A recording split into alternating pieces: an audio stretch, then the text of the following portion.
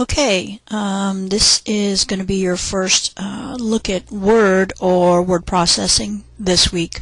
You'll have an exercise to start working on. It's basically a step-by-step lesson on how to put together a basic Word document. Actually, what we're going to do is actually create just kind of a basic letter. We're not going to really do a whole lot of formatting.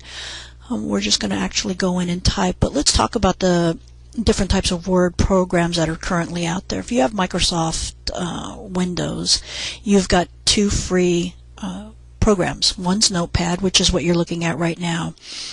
There's nothing fancy about this. There's no icons, there's no GUIs or what are called graphic user interfaces. They're just pull-down menus, and basically what you see is what you get. Actually, if I go to View, you'll see a status bar, and that's it. That's this right here. There isn't anything to it. You've got File, you've got just the basics. You've got Open, New, Save, Page Setup, Print. We go to Edit, Copy, Paste, Replace, Go To, Select All, Format, Word Wrap and Font, and then View, and then there's some basic help. So this is a program that basically types words or types letters or types documents, but it saves it as TXT format. That's as raw a format, text format as you can get. In fact, a lot of times this is what we use to type HTML documents when we're going to be hard programming hypertext markup language or web pages.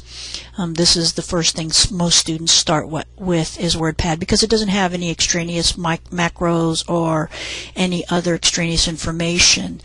It's just straight hard text, nothing fancy.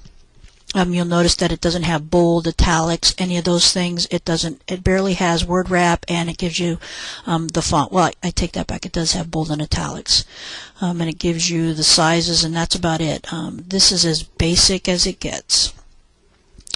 Most of the time, your documents you're going to be typing in are probably either going to be Arial, which is a sans serif font, or you're going to be using Times New Roman. And we go all the way down here, and you'll see, as we move down, Times New Roman. That's a serif font. We'll talk more about that when we talk about fonts and sizes and things like that. Okay. You'll see File. One of the things you're going to want to do in all your programs is go to Page Setup and set up your pages. And this is in Portrait.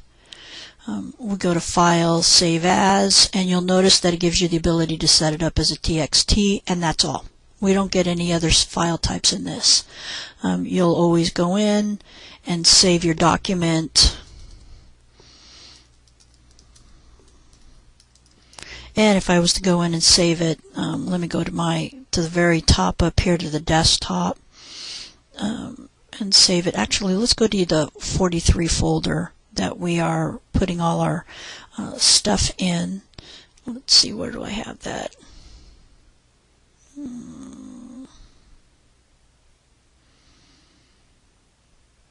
Well, I'm just going to go ahead and save it on the desktop. And if I go back and I start closing all the programs I'm going to be showing you in a minute here, let's see if we can find Chris's first document. It's supposed to be here somewhere. Here it is. Here's what it looks like right here. You'll see Chris's first web page, or first page, and it's just got a spiral looking document. This is WordPad. This is also in Microsoft Windows XP. If you go to File, Accessories, or go to All Programs, and then you come up here to Accessories, you'll be able to get to Notepad right there and WordPad right there. This is WordPad. It's got a few more bells and whistles. It gives you the ability to save a document two ways, TXT and RTF, which is rich text format. And the rich text format means it's got some formatting, which means we've got bold, italics, we've got alignment styles here. We can change the colors, and we can put in bullets and things like that. You'll start to see some icons. This is for a new document. This is to open something. This is to save it, print it. We see Print Preview. Then we can go in and find. This is Cut, Copy, Paste. This is Undo, and then this is to insert a date or a time. All of these icons will also be found here in the pull-down menus. Okay. You'll see copy space, paste and paste special. Special is if we have something, we want something to come in as a certain item. Okay. And this gives you the ability as well, but now we have our font in a way, in a actual GUI that we can go in and select it, change it here, so we don't have a big pop-up window. Actually, we just go in and change it there.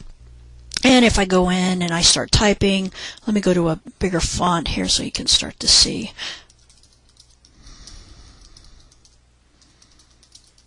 This is my first page of text.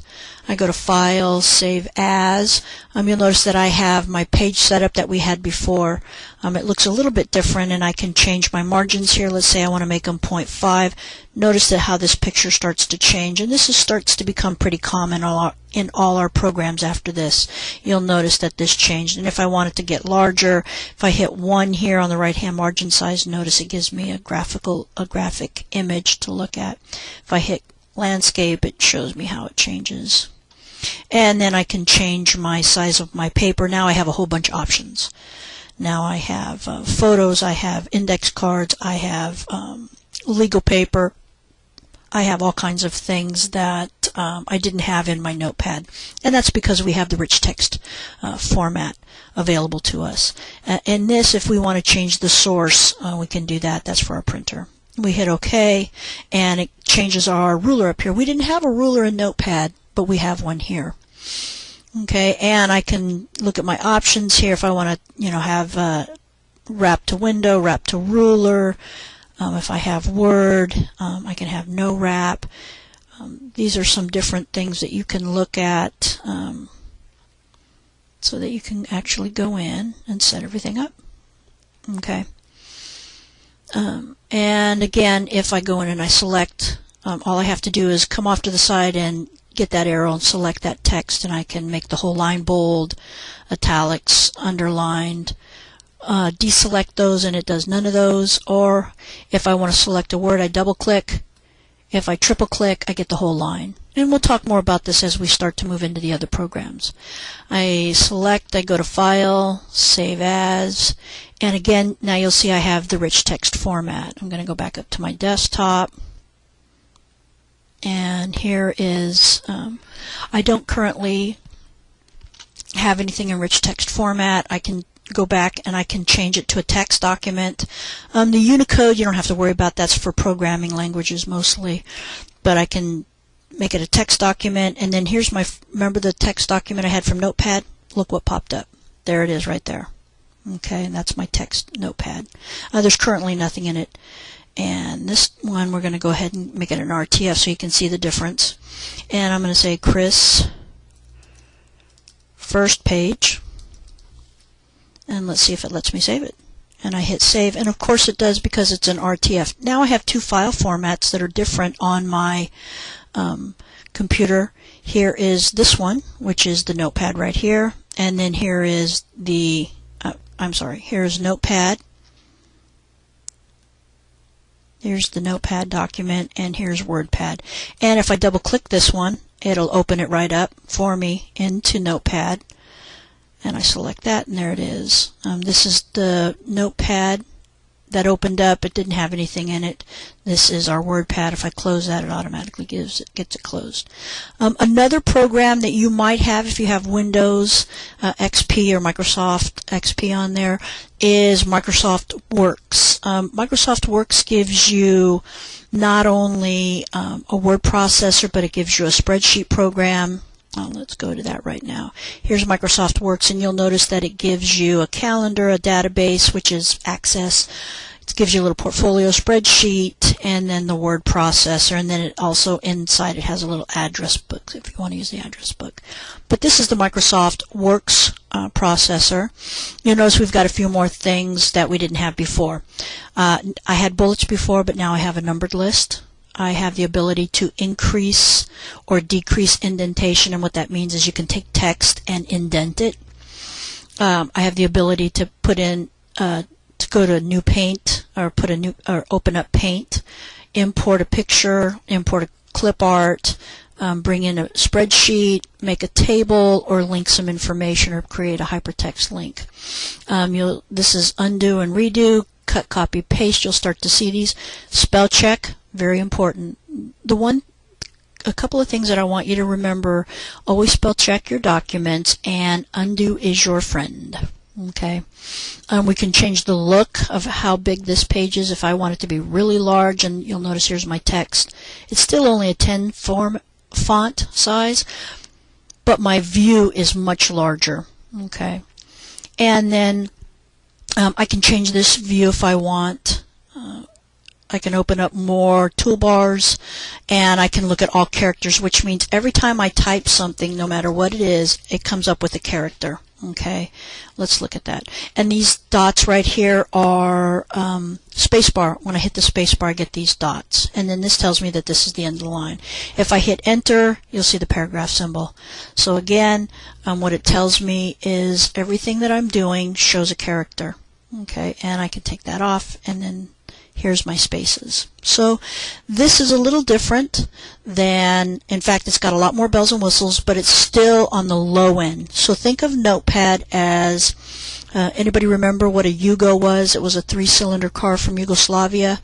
You put gas in it, it ran. It didn't go really fast. It got good gas mileage, but it didn't have a lot of get up and go, and it had no bells and whistles. I don't even think it came with a radio. It had roll down windows. Word is probably the VW of word processing programs.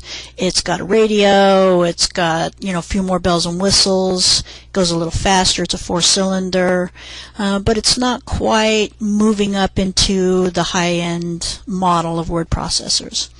Microsoft Works, probably, a little higher end than a Yugo. Let's call it a Jetta. Let's say that's probably a Jetta or a Passat. And then as we move on, here's OpenOffice, and you'll see OpenOffice has just a ton of toolbars. In fact, these aren't even all the toolbars that that OpenOffice has. This program is going to be pretty close to Microsoft Office. It's not going to be exactly like it, but that's okay. It's pretty close to it, and it's got a lot of bells and whistles, and since it's a free program, it is probably one of the better. It's probably even as good as Microsoft Office.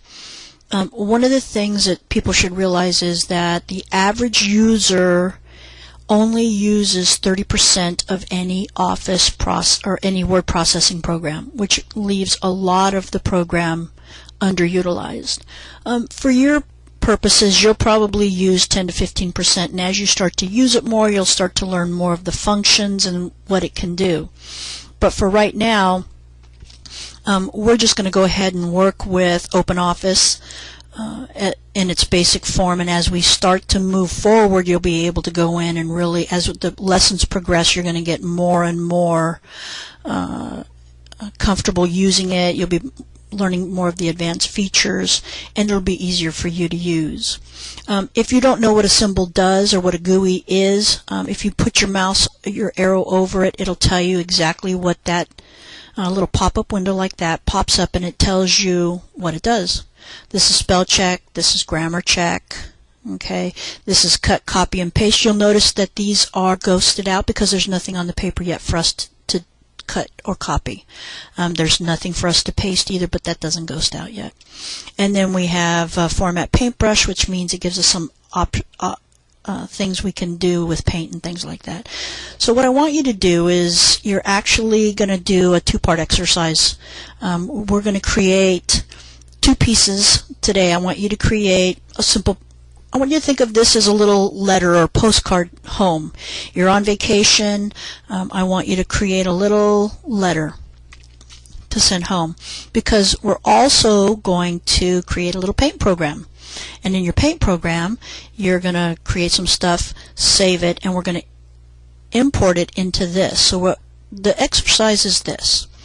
You're going to create a letter or a little postcard to home talking about a vacation. It's a vacation anywhere. I don't care.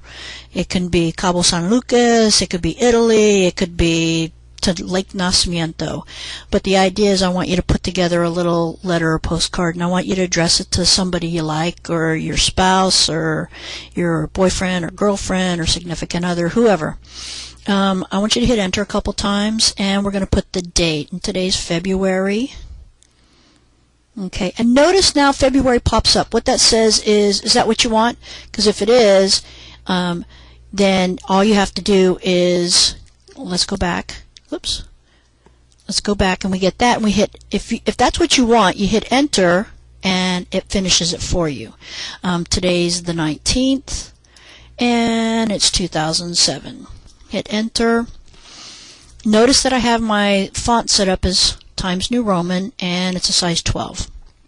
February 12th, 2007. We're not going to put a return address because we'll talk about how to write letters and all that as we start to get further into the book. But this is just a basic kind of get your feet wet using a word processor. Dear whoever. Now again, I want you just to write this to whoever. Dear Dad. I am in San Juan, Puerto Rico, and am having a great time. Now notice I made an error, but it's not showing up as an error. What's the error? Well, I spelled great wrong. That's correct. That great is spelled correctly, but it's the wrong word for this. I got to be careful because this is where the program is not going to help me. Just because I used a word wrong, it's not spelled wrong. So a lot of times the computer's not going to pick that up. So you got to pay real careful attention to that. Okay, and be really careful. And having a great time. I have been here 3 days and am looking forward to staying 3 more. Hope you and Tina are doing fine. In this case, I'm going to have to hit enter because if I go to page setup or properties, I think, oops, let's see, nope, I want to go to format, page. In Microsoft Office, you'll go to File, Page Setup. In OpenOffice, you go to Format, Page. And in this case, I want to look for, here's my page. I want my margins. I think I'm going to make my margins to be half. Okay.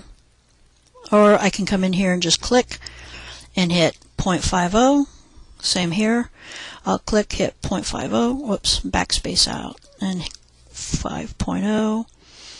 Hit OK. And my margins are set. Okay. I'm staying 3 more. Oh, notice I missed days. Days. Hope you and Tina are doing fine.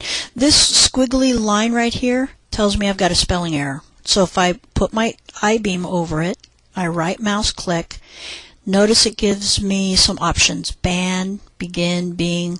I really meant to say been. I have been here 3 days. I select it, it automatically changes for me. Hope and am looking forward to staying 3 more days. Hope you and Tina are doing fine. Okay. I hit enter. I am sending you a picture of the beach here. Now, in this case, I know that I have spell check. I can go back and I can fix it, so it's not a problem. But use spell check and use it often. When you see a red line squiggly here, if I know this name is correct, one of the things I want to do is say ignore. Or I can add it to my dictionary, but I got to make sure that when it's got the red squiggly line, it says add to dictionary. I have to make sure it's spelled right. And every time that name comes up now, it'll never come up misspelled. I'm sending you a picture of the beach here. I will call you when I get back to the States. Now you don't need to type as fast as I do. Take your time. This is an exercise to get your feet wet, get you used to using OpenOffice and the program. So don't worry about how fast you type. I'm going to close it. Love, your daughter, Christine. Okay. Now I'm going to go File, Save As, and I want you to save this as your last name. Okay. Oh wait. Yeah, I want you to save this as your last name _ postcard. Oops. Okay. File _ postcard. I'm going to go save it to my desktop. You should have a CSS43 folder, remember? Let me see. Here's the folder that we created before. So I'm just going to go ahead and put it in my 43. I'm going to hit Save and my letter Save. Now notice up here at the title bar it says Svensson _ postcard. Two things that I want you to know right away is Control S is save. If I have a new document and I hit Control S, it's going to give me a pop-up window and ask me where I want to save it. And Control Z. Okay, and Control Z is Edit Undo. And there's the quick shortcut right there. We're going to talk more and more and more about the shortcuts and things that are going to make you faster, like Control C is copy, Control V is paste, Control X is cut or delete, and we'll talk more about that. I can select all of this and make this text larger. So all I did was I clicked here, held the mouse key, the left mouse key down, and drug upwards. Now I can go in and change the font size. I can change the font itself. And notice how this program allows us to see the font already. Okay, and we'll talk about fonts and how important it is to pick one that's readable and try and stay away from some of the other really pretty script fonts and things like that. So here's my letter. Okay, and I'm going to save it again. I'm going to hit Control S, and since I've already saved it once, all it's going to do now is save it again. I'm going to close this down. So when you write your postcard, Reader's Digest version. Nothing long, just a real short, kind of get you used to putting your stuff in there, getting the text together, and I'm going to close this. Actually, I'm going to close the whole program. I want you to go to the Paint program. The rest of this exercise now is the Paint program. I want you to go into All Programs, Accessories, and go to Paint. And this is the Paint program. This is kind of like trying to draw with a bar of soap. This is a basic program, nothing fancy. It's not Photoshop, so if you're a Photoshop expert or an Illustrator expert, I don't have to tell you, but this program pretty much is not that. What I want you to do is, probably most of you have played with Paint. What I want you to do is put a beach scene. And in your beach scene, I'm going to write this down so we can get this. And this is our Microsoft Works. But in your beach scene, okay, so you have a beach scene. Oops. I want you to have the following things. It needs to have a palm tree. Needs to have a boat. Needs to have a bird, at least one bird. Oops, I'm typing too fast. A bird. It needs to have the ocean. Obviously the beach. It needs to have some clouds and sky. Now if I don't put all this, some people aren't going to put those things in. And it needs to have you in it. Anything else you can add. So you've got a boat, you've got a bird, you've got the palm trees, ocean, beach, cloud, sky, you, and let's put the sun in there. Okay, so this is you on vacation. So these are the things that you need to have in your Paint program. One of the things that you should know about Paint is that this is kind of like layering. Whatever you put on the bottom, whatever you put down first is the bottom, and everything else goes on top of that. The easiest thing I think you can do is probably come in here and draw your beach quickly. You can come in here and just go in and make a big block of sand. Let's do this. Let's do this. Make this is without a fill, okay? And we don't want our this to be white, we want this to be brown. Or we can come in here, even better yet, we've made the box, we come in here and we fill the beach. Piece of cake. Otherwise, if you try to draw a if you try to draw something like this, you have to make sure it's filled, because if you don't, when you go in to do this, it fills everything. And the reason it does is because we didn't get that last piece connected. It can only work if everything is closed. Okay? So, and the easiest way for me to get rid of something is to select that, hit delete, and it's gone. Okay, so here's my beach. I want to go in and I probably want to put in, oh, I don't know, the ocean. I can do that pretty easily. Here's my paintbrush. I can get a pretty big size paintbrush. Here's, let's see, we're going to use blue. I'm going to come in here and I'm going to go like this. I'm just going to, select all this like this. And I'm going to come down here, click this, and I'm going to go to my paint, and boom, there it is. Select that. So that's a rough beach. It's a little rough, but hey, what do you want? I'm going to come back here. I need to put the sky in there, so I'm going to put some blue down there. Remember that I can go over this. So this is the horizon. If I hold the shift key down, I can go straight up, and then I can go straight over. And I go down, come back in here, fill it, boom. I can grab this, touch those pieces, and I can come up here. If I do this, watch what happens. Ah, perfect.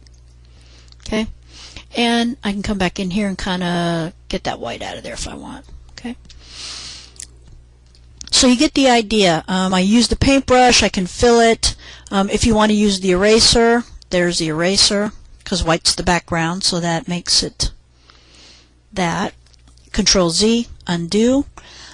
We can add some spray here if you want to add some white for the foam.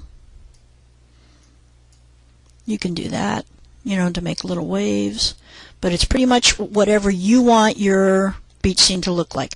The longer you hold the spray can down, the thicker the spray becomes. Okay. We have lines. We can put lines in. We have a pencil where we can draw. We can make a shape, a polygon shape if we want to. And we can put text in there if we want. So what I want you to do is just kind of go in and make your beach. The easiest way to make clouds, obviously, is to go in like this and fill them.